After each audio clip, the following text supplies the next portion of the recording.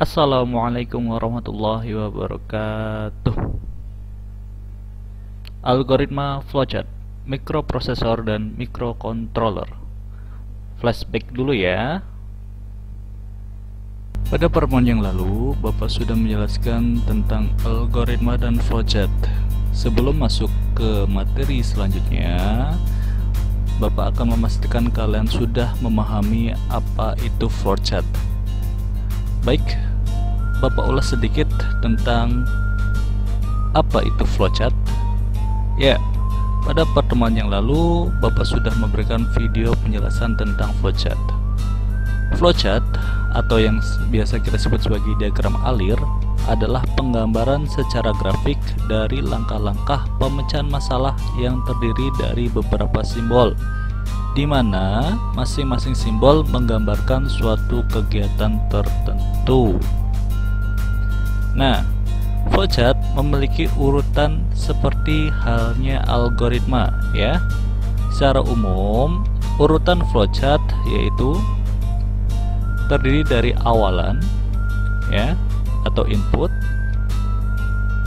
lalu proses, dan yang terakhir adalah hasil atau output. Jadi, secara umum flowchart adalah sama dengan algoritma ya, tetapi hanya berbeda dalam penggambarannya saja. Jika algoritma dia memakai kata-kata atau kalimat ya, tetapi kalau flowchart dia memakai simbol. Oke? Ya, untuk lebih jelasnya langsung kita perhatikan bagaimana cara membuat flowchart yang baik. Cara mudah membuat flowchart. Yang pertama, buatlah simbol terminator.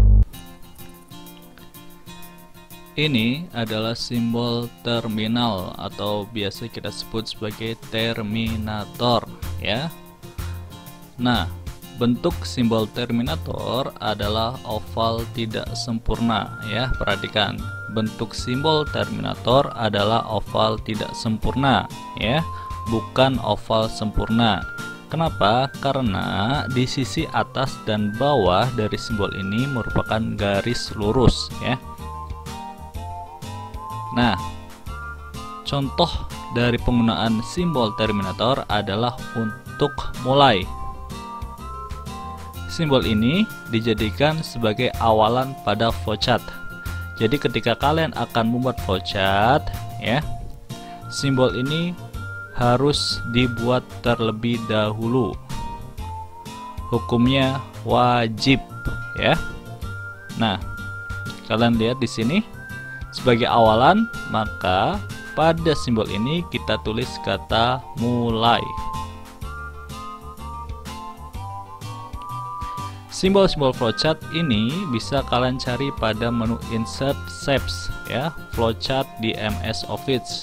Jadi kalau kalian memiliki laptop atau komputer ya, kalian bisa cari simbol-simbol flowchart ini pada menu Insert Shapes Flowchart ya. Di sini Bapak sudah tunjukkan, ini adalah sub menu dari Insert yaitu Shapes ya. Nah, bagian bawah ada subbagian bernama flowchart. Nah, ini adalah contoh pengambilan dari simbol terminator. Gunakan bahasa yang sama saat akan membuat flowchart. Ini yang perlu kalian perhatikan ya. Jadi, ketika kalian buat flowchart, perhatikan bahasa apa yang akan kalian gunakan. Bahasa Inggris, bahasa Indonesia, bahasa Jerman, bahasa Jepang. Nah, kalau kalian memakai bahasa Indonesia, maka di simbol terminator ini kalian tulis dengan kata mulai ya. Ingat-ingat, kalau kalian menggunakan bahasa Indonesia untuk membuat flowchart, maka tulis kata mulai ya, bukan start. Yang kedua, buatlah simbol input.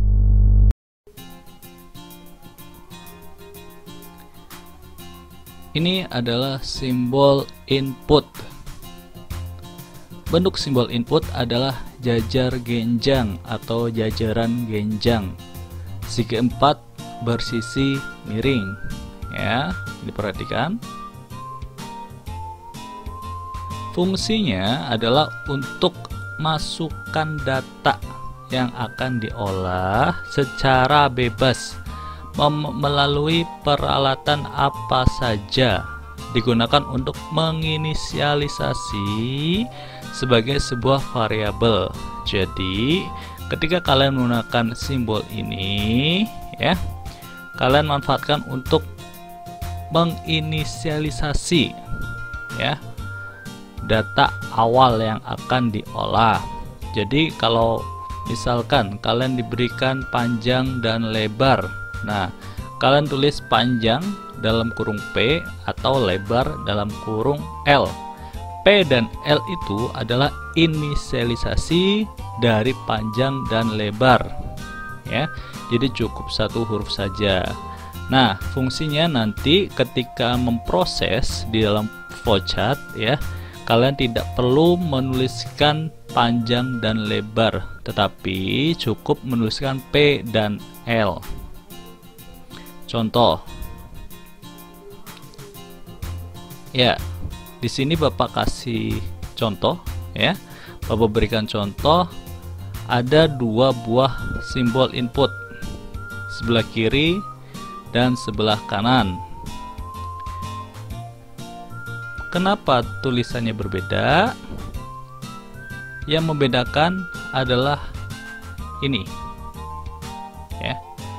Ketika kalian menuliskan panjang dalam kurung P, ini artinya nilai panjang belum diketahui, ya. Jadi kalau ada soal, ya, hitunglah luas dari persegi panjang.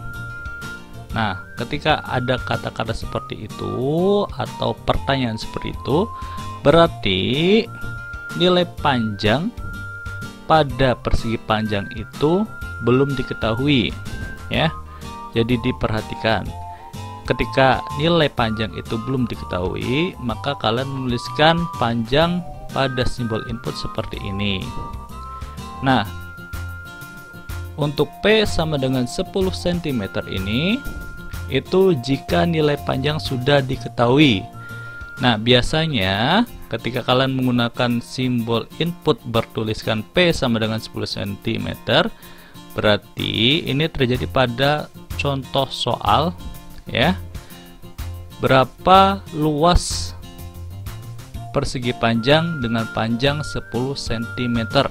Nah, ketika di soal atau pada soal tersebut sudah jelas nilai panjangnya, nah kalian harus memasukkan data panjang itu ke dalam simbol input ini, ya. Jadi berbeda, ya. Ini untuk panjang yang belum diketahui dan ini untuk panjang yang sudah diketahui nilainya. Nah, diingat-ingat simbol ini wajib ada. Oke? Yang ketiga, buatlah atau pilihlah simbol proses. Nah, untuk simbol-simbol proses di sini memiliki beberapa pilihan yang biasa digunakan. Di antaranya ada simbol proses manual input, ada simbol proses manual operation, ada simbol proses auto proses. Nah, yang pertama itu simbol proses manual input. Fungsinya adalah memasukkan data terlebih dahulu melalui keyboard. Data akan diproses setelah itu. Jadi fungsi simbol proses manual input ini digunakan ketika kalian menghadapi kasus di mana variabel yang dicari itu tidak diketahui nilainya. Nah, kalian gunakan simbol proses manual input ini untuk memprosesnya di dalam flowchart. Yang kedua adalah simbol proses manual operation. Perhatikan, ya, non keyboard. Berarti di sini tidak menggunakan keyboard, ya. Fungsinya adalah mengolah data yang tidak menggunakan komputer atau data diolah secara manual seperti berjalan, menulis, makan, minum, dan lainnya. Nah, manual operation ini lebih kepada kegiatan yang dilakukan oleh manusia secara umum. Jadi ketika kalian menggunakan simbol proses manual operation ini, berarti yang dikerjakan adalah pekerjaan manual tanpa menggunakan mesin ya. Yang ketiga adalah auto proses. Simbolnya seperti ini. Ini adalah simbol proses yang sering kalian gunakan. Ternyata fungsi dari simbol proses auto proses ini adalah mengolah data secara otomatis jika nilai data sudah diketahui, berisi cara atau rumus yang seharusnya dikerjakan.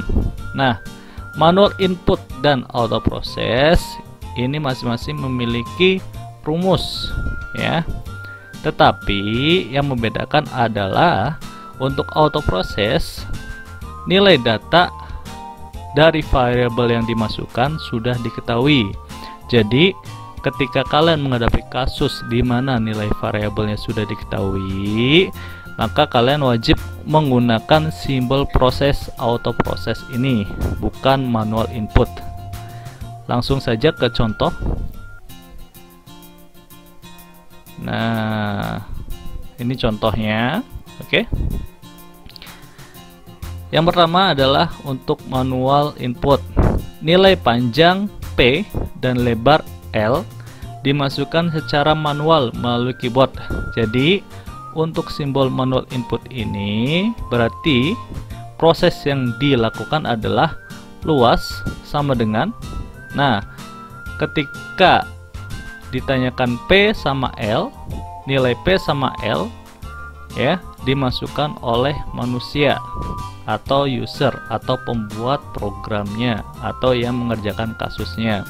Jadi nilai P dan L ini bebas ya, berapa saja.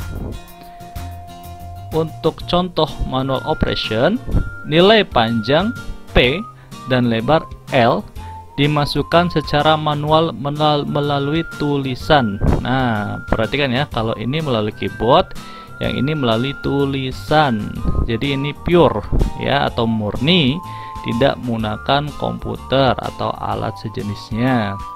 Untuk contoh auto proses, nilai luas langsung diproses ya, nilai luas langsung diproses karena nilai panjang P dan lebar L sudah diketahui.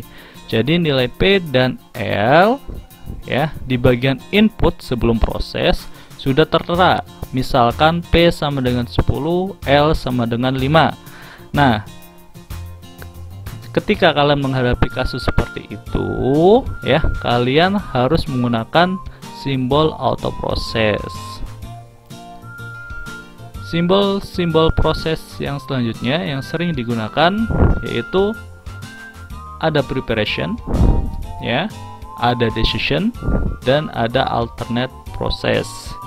Apa perbedaan dari tiga simbol proses yang ini ya?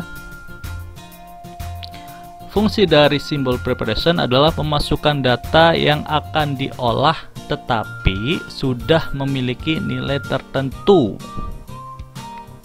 Contohnya, nah ini ya, sering sekali mengacaukan logika kalian. Jadi ketika kalian menghadapi kasus di mana terdapat variabel yang sudah pasti nilainya dan secara internasional diakui nilainya ya, kalian wajib mencantumkan simbol preparation ini. Di dalam simbol preparation ini kalian tulis saja P atau nilai dari percepatan gravitasi. Simbolnya adalah A kecil ya untuk percepatan, dan lainnya yang memiliki nilai pasti secara internasional. Decision fungsinya menahan data yang sedang diolah untuk dipastikan atau dipilih sesuai ya benar atau tidak, ya, salah sebagai pilihan opsi untuk langkah berikutnya. Nah, untuk simbol decision ini adalah pilihan, ya. Jika iya, maka bagaimana? Jika tidak, maka bagaimana? Alternate process fungsinya adalah mengolah data melalui mesin yang memiliki keyboard, ya. Mesin yang memiliki keyboard seperti menggunakan mesin-mesin pabrik. Nah, kita lihat langsung contohnya. Oke. Ya. Ini secara penulisan masing-masing sudah berbeda, ya. Untuk preparation, contohnya adalah P. Nah, ini P. Bisa kalian tulis P seperti ini, ya, atau kalian tuliskan simbolnya di dalam simbol preparation ini. Oke. Tanpa mencantumkan nilai, secara otomatis variabel di dalam simbol ini sudah diketahui nilainya, ya. Jadi karena P adalah sebuah variabel yang bersifat internasional dan nilainya sudah ada, ya, maka tanpa perlu kalian menuliskan 3,14 atau 22/7, ya, secara otomatis flowchart itu akan terbaca, ya, dan mudah dimengerti. Decision contohnya adalah A lebih besar daripada 70. Jika A lebih besar dari 70 benar, ya, maka lulus, ya. Jika A, ya, lebih besar dari 70 benar, ya, maka lulus, ya. Tetapi jika A lebih besar daripada 70 itu salah atau tidak, maka tidak lulus, ya. Di sini logika yang digunakan adalah ya dan tidak. Jadi nanti ketika kalian menggunakan simbol decision ini akan ada cabang, ya, di sisi kanan, di sisi kiri, atau di sisi kanan, di sisi bawah, ya, tergantung nanti apa yang menjadikan optionnya. Selanjutnya yaitu contoh dari alternate process. Data diproses dengan menyesuaikan logika mesin dengan pengendalian tertentu. Nah, simbol ini digunakan ketika kalian menggunakan mesin-mesin di pabrik yang memiliki keyboard, contohnya dalam mesin PLC, ya. PLC adalah salah satu mesin yang menggunakan logika tertentu, ya. Jadi nanti ketika ada data yang masuk, nanti akan dikombinasikan dengan logika mesin yang digunakan, seperti itu, ya. Jadi sudah jelas perbedaan dari beberapa simbol proses yang biasa digunakan. Maka dari itu, ya, ketika kalian buat flowchart harus lebih berhati-hati lagi. Oke. Yang keempat, pilihlah simbol output. Selanjutnya adalah beberapa pilihan simbol output yang biasa digunakan. Perhatikan. Untuk simbol-simbol output yang biasa digunakan, yaitu diantaranya adalah dokumen output, ya, simbolnya seperti ini, bendera setengah jadi. Yang kedua, jajar genjang seperti simbol input, ya. Yang ketiga adalah simbol display seperti ini. Apa yang membedakan dari ketiga simbol ini? Fungsi dari simbol output dokumen output itu adalah menampilkan data yang sudah diolah dalam bentuk cetak data melalui printer. Jadi ketika kalian menggunakan simbol output ini, ya, berarti hasil akhir dari flowchart yang kalian buat atau kasus yang kalian sedang kerjakan, ya, harus menghasilkan cetak data melalui printer, ya. Berarti ini wujudnya dokumen. Yang kedua, simbol output. Nah, seperti ini. Nah, simbol output ini, ya, fungsinya adalah menampilkan data yang sudah diolah secara bebas melalui peralatan apa saja. Nah, untuk simbol yang ini sifatnya global. Jadi hasil dari flowchart yang kalian kerjakan atau hasil akhir dari kasus yang kalian kerjakan itu bebas ya, tidak terpaku ya dalam bentuk dokumen atau nanti ada yang dalam bentuk display.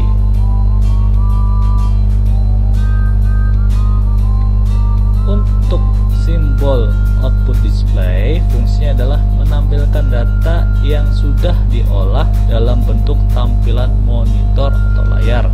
Jadi kalau kalian ingin menampilkan hasil pada layar monitor ya, kalian menggunakan simbol output display ini ya. Perhatikan, ketiga simbol ini ya memiliki output yang berbeda-beda. Yang bersifat global adalah simbol output yang di tengah ini yang berbentuk jajar genjang. Untuk simbol output ini ya, data dicetak melalui printer dalam bentuk dokumen atau kertas ya. Kalau simbol output display ya, berarti hasil kasus yang kalian kerjakan itu ditampilkan ke dalam monitor. Contohnya seperti ini ya. Nah, ini untuk penulisan bisa kalian perhatikan ya, masing-masing berbeda. Oke, ini artinya A4 koma warna, hasil akhir akan dicetak ke dalam kertas A4 dan berwarna ya. Kalau yang seperti ini memiliki opsi 2 ya, ada cetak hasil atau tampilkan hasil. Berarti kalau cetak hasil dia akan seperti ini, kalau tampilkan hasil dia akan seperti ini. Oke, cetak hasil berarti dalam bentuk dokumen ya, tampilkan hasil berarti hanya ke monitor ya. Hasil akhir akan ditampilkan dalam media apa saja. Nah, untuk output display ya, hasil akhir akan ditampilkan ke layar monitor laptop. Sepertinya tidak perlu dijelaskan, ini monitor ya, mohon maaf, kalian sudah paham. Yang kelima, buatlah kembali simbol terminator.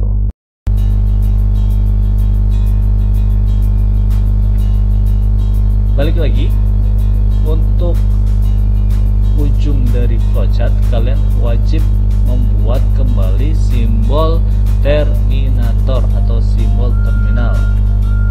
Sepertinya Bapak tidak perlu jelaskan lagi ya.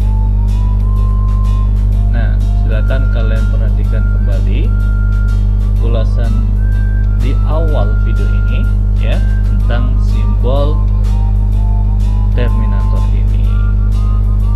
Oke, ingat kembali, gunakan bahasa yang sama saat akan membuat flowchart ya.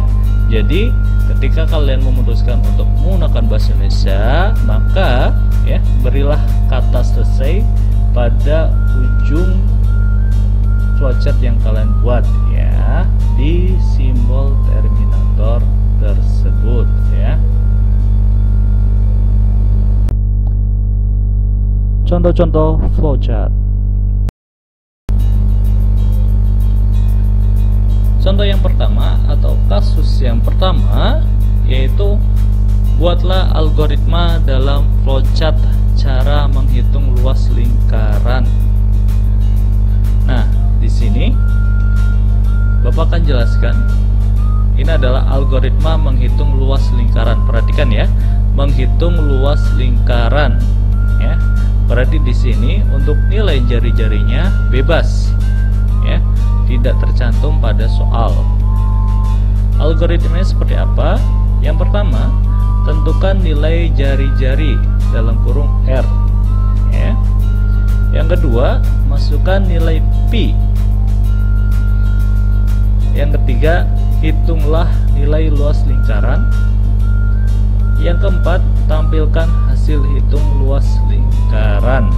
Nah, perhatikan, ketika kalian membuat algoritma input inputnya harus jelas ya, dan prosesnya juga harus jelas ya. Tampilkan hasil hitung luas lingkaran. Nah, berarti ini sifatnya global ya, bisa ke dokumen, bisa juga ke monitor. Kita langsung lihat flowchartnya seperti apa. Oke, ada dua buah flowchart yang ditampilkan ya. Apa perbedaan antara dua flowchart ini? Yang membedakan adalah di bagian simbol proses ya. Di sini menggunakan trapesium sembarang ya. Di sini menggunakan trapesium sama kaki. Artinya ya, ketika kalian mengolah flowchart ini ya, berarti mencari luas dengan cara memasukkan nilai R-nya. Jadi nilai R-nya harus dimasukkan melalui keyboard. Oke. Untuk flowchart yang di sebelahnya ya, manually, berarti dia akan dimasukkan secara tertulis. Jadi nilai R ya pada kasus ini akan ditulis dengan menggunakan tangan. Oke, berbeda ya, berbeda di bagian simbol prosesnya. Perhatikan contoh flowchart kasus kedua ya. Buatlah algoritma dan flowchart cara menghitung luas lingkaran dengan jari-jari R 14 cm. Nah, pada kasus yang pertama ya, tidak diketahui nilai jari-jarinya. Sementara pada kasus ini nilai jari-jarinya adalah 14 cm. Bagaimana bentuk algoritmanya? Nah, di sini algoritma menghitung luas lingkaran. Yang pertama yaitu masukkan nilai jari-jari R, yaitu 14 cm. Ini wajib ditulis seperti ini ya. Nilai R-nya sudah jelas 14 cm. Yang kedua, masukkan nilai Pi. Yang ketiga, hitunglah nilai luas lingkaran. Yang keempat, tampilkan hasil hitung luas lingkaran ya. Diingat kembali. Nah, untuk nilai Pi tidak perlu kalian tulis 3,14 atau 22/7 ya, karena secara otomatis Pi ini sudah ada nilai secara internasionalnya atau sudah ada nilai pastinya.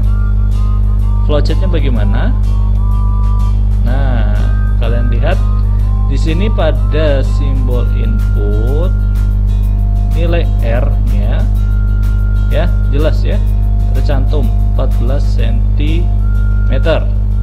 Nah, sementara untuk Pi tidak perlu ditulis, tinggal dituliskan simbolnya saja ya, atau tulis kata Pi di sini. Lalu pada simbol proses yang digunakan adalah simbol autoproses. Kenapa? Karena nilai R-nya sudah diketahui pada soal. Jadi nilai R sudah diketahui, maka secara otomatis flowchart yang dibuat ini akan berproses secara otomatis tanpa dimasukkan nilai R-nya melalui keyboard atau dengan menggunakan tangan. Jelas ya? Kasus ketiga, buatlah flowchart cara menghitung luas lingkaran dan keliling lingkaran. Nah, beda lagi. Kalau pada kasus yang pertama itu hanya menghitung luas lingkaran ya, tanpa nilai R yang diketahui. Pada kasus kedua, nilai R-nya diketahui. Untuk kasus ketiga, luas lingkaran dan keliling lingkaran. Nah, pertanyaannya bagaimana bentuk flowchartnya? Oke, perhatikan di sini. Ya, lumayan panjang ya.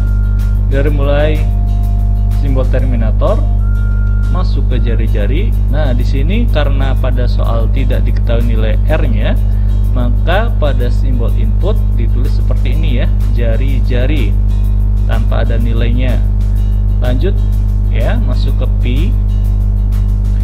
Lalu setelah P masuk ke bagian proses. Pada kasus ini ditanyakan menghitung luas lingkaran dan keliling lingkaran. Jadi ada dua hal yang ditanyakan, yaitu luas dan keliling. Nah, muncullah option atau simbol decision di sini ya. Ditanyakan ya, apakah akan menghitung luas? Ya, ditulis di sini hitung luas tanda tanya. Nah, ditanyakan di sini. Jika iya, maka berproses ya. Luas P kali R kuadrat ya. Luas sama dengan P kali R kuadrat ya. Di sini menggunakan simbol proses trapesium sembarang karena nilai R-nya tidak diketahui. Nah, terus jika tidak ya, maka akan masuk ke hitung keliling. Jadi untuk masing-masing decision hanya ya untuk satu kondisi, apakah menghitung luas saja atau menghitung keliling. Oke, jadi logikanya jika iya menghitung luas ya, maka akan berproses ke sebelah kanan ya dengan rumus luas.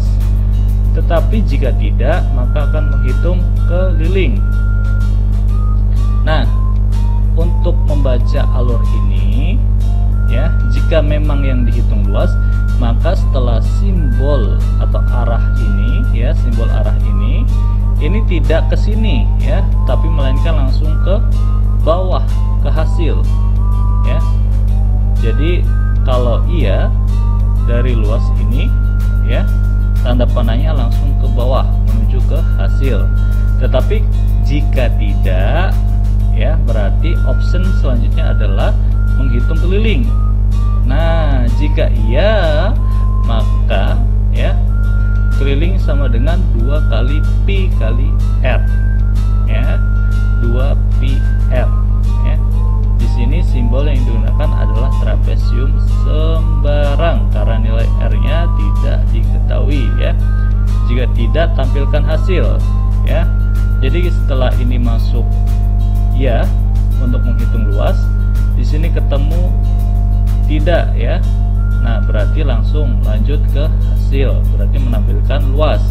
Tetapi jika menemui decision hitung luas tidak, maka yang akan tertampil adalah hitung keliling ya. Mohon maaf, di sini seharusnya selesai bukan mulai ya.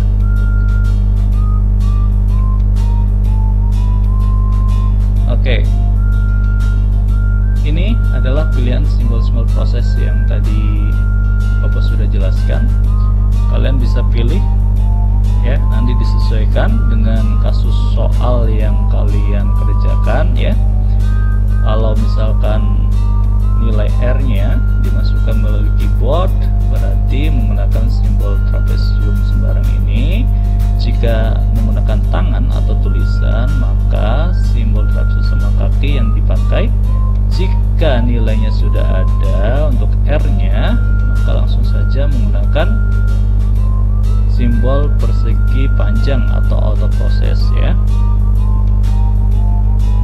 Untuk option atau pilihan simbol output ya, bisa kalian tampilkan ke monitor atau kalian cetak ke dalam bentuk dokumen. Mohon maaf ya, ini sekali lagi ini adalah kata selesai ya.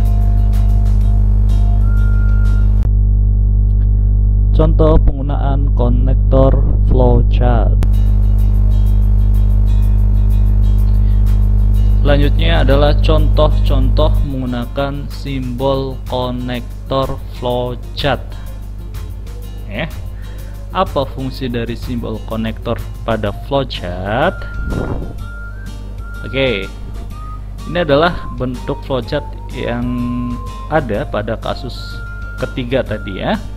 Karena mungkin nanti ketika kalian buat flowchart terlalu panjang ya, nah maka fungsi dari simbol konektor ini akan datang ya. Simbol konektor di dalam flowchart biasanya berbentuk lingkaran seperti ini ya, bulat, dan satu lagi yaitu segi 5 ya. Apa bedanya ya? Apa perbedaan antara dua simbol tersebut? untuk simbol yang pertama yaitu simbol konektor, ini fungsinya adalah menyambungkan. Oke, nah menyambungkan flowchart sebelumnya dengan flowchart atau bagian flowchart selanjutnya, ya. Satu halaman beda sisi, ya. Mungkin karena ketika kalian buat flowchart ini terlalu panjang ke bawah. Nah, kalian ingin memotong bagian ini, maka ya digeser ke sebelah kanan. Oke, jadi ketika kalian menggunakan konektor ini, artinya flowchart ini masih tersambung.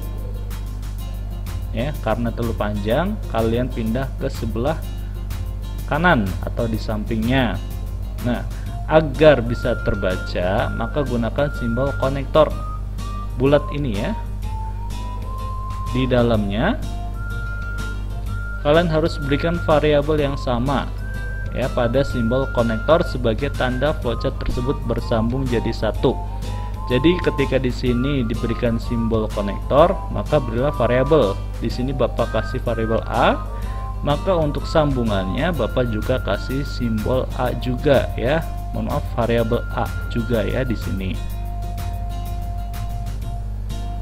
Nah, jika flowchart terlalu panjang dan ingin dipotong atau dilanjutkan ke halaman yang berbeda, maka simbol konektor ini diganti dengan simbol off page konektor ya.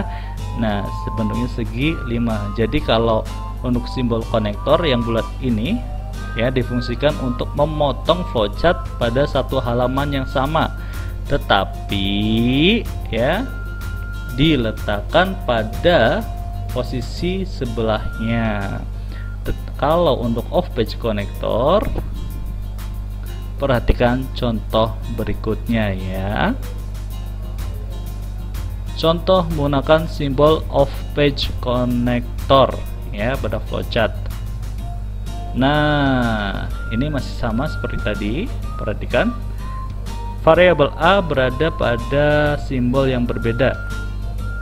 Jika pada sebelumnya simbol konektor lingkaran atau bulat, maka sekarang variabel A berada di simbol off page konektor segi 5 ya. Jadi kalau kalian membuat flowchart terlalu panjang sampai satu halaman full ya, dan kalian akan melanjutkannya di halaman selanjutnya, maka simbol ini wajib ada. Nah, ini Bapak potong jadi 2. Yang satu ada di halaman 1, yang selanjutnya ada di halaman 2. Jadi ini masih satu kesatuan flowchart, hanya saja ya terpotong pada halaman yang berbeda. Maka simbol off page konektor wajib dibuat ya. Oke. Teruslah mencoba agar tanpa disadari tubuh mampu merefleksikan setiap pengalaman yang pernah ada. Oke, mungkin demikian saja apa yang bisa Bapak jelaskan pada video kali ini. Semoga bermanfaat. Jika ada hal-hal yang perlu ditanyakan, silakan hubungi guru mata pelajaran yang bersangkutan. Kurang lebihnya mohon maaf. Bapak akhiri, billahi taufiq wal hidayah. Wassalamualaikum warahmatullahi wabarakatuh. Jangan lupa ya subscribe dan like ya. Salam TAV ADB Juara.